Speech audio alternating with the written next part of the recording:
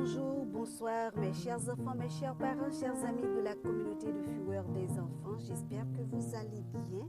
Contente de vous retrouver cette semaine pour notre podcast Le mot de la semaine.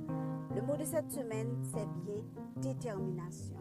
La détermination, d'après le dictionnaire en ligne Le Robert, c'est l'attitude d'une personne qui agit sans hésitation selon les décisions qu'elle a prises. On peut aussi parler de fermeté.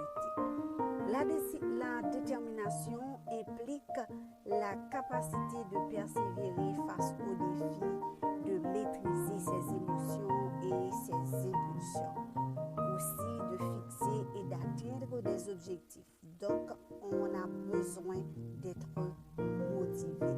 Aussi, on a besoin de faire preuve de bonne volonté et de résilience. Donc, faisons la différence entre détermination, volonté et motivation.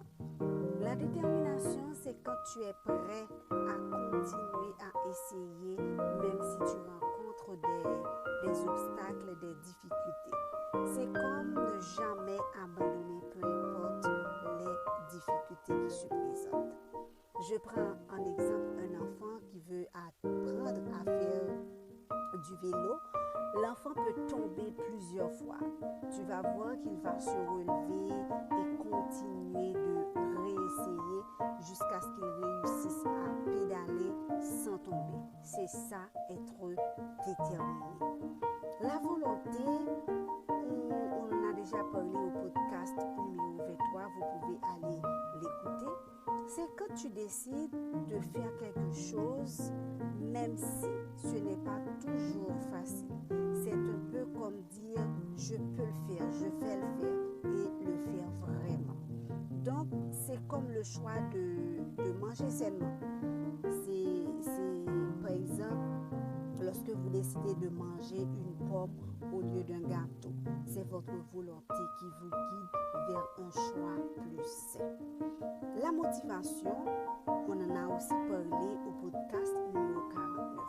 C'est comme avoir une raison spéciale qui te pousse à agir. Cela peut être quelque chose comme que tu veux vraiment, ou une récompense que tu veux obtenir. Un enfant, par exemple, qui adore jouer au football ou qui adore chanter ou danser, son amour pour cette activité est sa motivation pour s'entraîner et pratiquer davantage, pratiquer régulièrement et devenir meilleur.